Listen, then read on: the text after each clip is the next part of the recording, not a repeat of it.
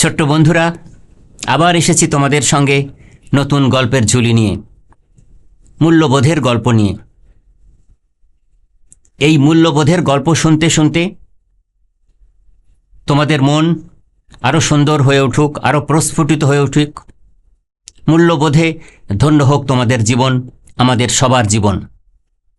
গল্প শোনো, মূল্যবোধ শেখো, এই আসরে আরও একবার তোমাদের সঙ্গে আমি এসেছি বন্ধুরা, নতুন গল্প নিয়ে। আমি জানি তোমরা উসকুস করছো আজকের কি নতুন গল্প। বন্ধু, আজকের একটা রাজার গল্প বলবো, একজন রাজার গল্প বলবো, একজন কুঁড়ে রাজার গল্প, দ্য লেজি কিং। কি হয়েছে ছোট্ট বন্ধুরা, তোমরা তো অনেক রাজার গল্প শুনেছ মায়ের কাছে, দাদু দিদার কাছে, তাই না? তো পিসি মাসির কাছে। তো আমিও আজকে একটা গল্প বলবো তোমাদের। এটা আমি ছোটবেলায় আমার দিদার কাছে শুনেছিলাম। তো সেই যে এক রাজা, সেই রাজা ছিল খুব কুঁড়ে, মানে কাজ করতো না। রাজা তো, তার অনেক টাকা, তাই না? রাজাদের তো মানে সোনা দানা মণি মাণিক্য, রাজপ্রাসাদ, সব কিছু তো রাজার তো সব আছে। তো সে রাজা কি খুব কুঁড়ে। তিনি শরীর চর্চা করতেন না, তিনি ভালো মন্দ খেতেন না, নিউট্রিশাস ফুডস খেতেন না। না, আমি তো রাজা, আমার কিচ্ছু হবে না। তো তোমরা তো জানো বন্ধুরা, আমাদের প্রত্যেকেরই শরীরচর্চা করা উচিত, তো বলো সবার? তোমরা করো না সবাই সকালবেলা? তোমরা তো, আমি জানি তোমরা সবাই সকালে ঘুম থেকে উঠে সকাল সকাল ব্যায়াম করো, প্রাণায়াম করো, করো না? তোমার বাবা মা করেন, তোমাদের বাবা মায়েরা করেন, তোমরাও করো, সব করবে। শরীর চর্চা করলে শরীর ভালো থাকবে, মন ভালো থাকবে, তোমার স্মৃতিশক্তি বাড়বে, তোমার মনোসংযোগ বাড়বে, তাই না? শরীর চর্চা করতে হবে। কিন্তু দেখো, এই রাজা মহাশয়টি কি বোকা না! তিনি কোনোদিন ব্যায়াম করতেন না। হ্যাঁ, খুব ডেলিশিয়াস ফুডস, নিউট্রিশাস ফুডস, পুষ্টিসম্মত খাবার দাবারও তিনি খেতেন না। তাহলে কি হবে বুঝতেই পারছো বন্ধুরা। বেশ কিছুদিন পরে রাজা পড়েছেন বিষম অসুখে। রাজার হয়েছে বড় অসুখ। তখন ডাক্তারবাবুদের পরামর্শক্রমে সবাই রাজাকে বোঝালেন যে আপনাকে ভালো ভালো খেতে হবে, আপনাকে ব্যায়াম করতে হবে, শরীর চর্চা করতে হবে, নির্দিষ্টভাবে 7-8 ঘন্টা ঘুমোতে হবে, আমাদের সবার জন্য যেটা জরুরি, তাই না বন্ধুরা? তো রাজা তখন বুঝলেন যে তাই তো। তো তখন সেই কুঁড়ে রাজা সবার মতামত শুনে তিনি আবার নতুন করে সব কিছু খেতে লাগলেন, ভালো খাবার দাবার, যা আমাদের স্বাস্থ্যের জন্য খুব ভালো, আমাদের শরীর গঠনের জন্য ভালো, শরীর চর্চাও শুরু করলেন। এবং রাজা আস্তে আস্তে তার হৃত স্বাস্থ্য পুনরুদ্ধার করে নিলেন।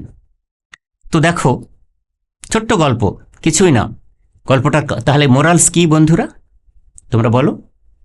হ্যাঁ, ঠিক, তোমরা ঠিক ধরেছ, হেলথ ইজ ওয়েলথ, তাই না? তোমরা আরও ছোটবেলায় শুনেছ, তাই না? তোমাদের পরীক্ষায় তো প্রবন্ধের প্রশ্ন আসে যে স্বাস্থ্যই সম্পদ, এই ব্যাপারে প্যারাগ্রাফ লেখো, তাই না? তোমরা অনেকে লিখেছ।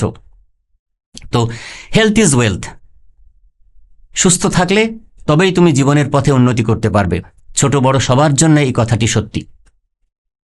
একটা কথা বন্ধুরা, ছোট্ট বন্ধুরা, তোমাদের বলি, ইংরেজিতে একটা কথা বলা হয় যে no amount of money can buy the peace that comes with good health.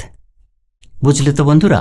এই যে ভালো স্বাস্থ্য, সুস্বাস্থ্য, এটা কিন্তু টাকা দিয়ে কেনা যায় না। তাহলে দেখো না, রাজামশাইয়ের কত টাকা ছিল, কি না কি, সব সোনা দানা মণিমাণিক্য হিরে জহরত সব ছিল তো, কিন্তু রাজা অসুস্থ হয়ে পড়লেন। তো আমরা সবাই সুস্বাস্থ্যের অধিকারী হতে চাই, শারীরিকভাবে মানসিকভাবে আমরা সুস্থ থাকতে চাই। সুস্থ থাকলে তবে জীবন সুন্দর হবে, সার্থক হবে।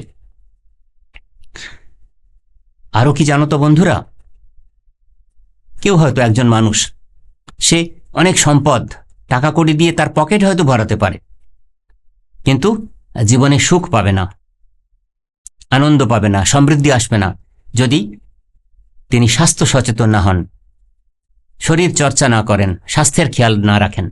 গুড হেলথ, এটা তোমাদের জন্য ভীষণভাবে দরকার। জাঙ্ক ফুড খাবে না, স্বাস্থ্যসম্মত খাবার খাবে। বাবা মা যেগুলো বারণ করেন সেগুলো খাবেন না, তোমরা এসব খাবে না, বাবা মারাও খান না, তোমরাও খাবে না। আরও একটা কথা আমি একটু তোমায় বলবো, তোমাদের সবাইকেই বলবো মনে রাখতে। এই যে গুড হেলথ বারবার বলছে না, হেলথ হেলথ, গুড হেলথ আসলে কি জানো? এটা না একটা গোল্ডেন কি, একটা সোনা দিয়ে তৈরি একটা চাবি। সেই চাবি দিয়ে কি খোলা যায় না প্রসপারাস লাইফ, খুব সুখী সুন্দর জীবনের দরজা খোলা যায়। ইংরেজিতে কথাটা বলা হয়, good health is the golden key that unlocks the door to a prosperous life. তাহলে তোমাদের জীবনকে যদি ভবিষ্যতে সুন্দর, সার্থক এবং সুখ সমৃদ্ধিময় করতে হয়, তাহলে এই ছোটবেলা থেকে তোমাদের এই স্কুল জীবন, কলেজ জীবন, এখান থেকে তোমাদের এই শিক্ষাটা নিতে হবে যে স্বাস্থ্যই সম্পদ। কি খেলে শরীর ভালো থাকবে, কি খাবার বর্জন করতে হবে। আজকাল অনেক কম বয়সে ছেলেমেয়েরা হয়তো সিগারেটের নেশায় পড়ে যায়, ছেলেরা মূলত। তো সেগুলো একদম বর্জন করতে হবে। ধূমপান নয়, কোনো ধরনের অ্যাডিকশান নয়। এগুলো থেকে মুক্ত থেকে শরীর চর্চা করে, মন দিয়ে পড়াশোনা করে জীবনের পথে এগিয়ে চলো। সুন্দর স্বাস্থ্য বজায় রাখো, ভালো মনের মানুষ হয়ে গড়ে ওঠো তোমরা বন্ধুরা। এই কামনা করি তোমাদের সবার জন্যে।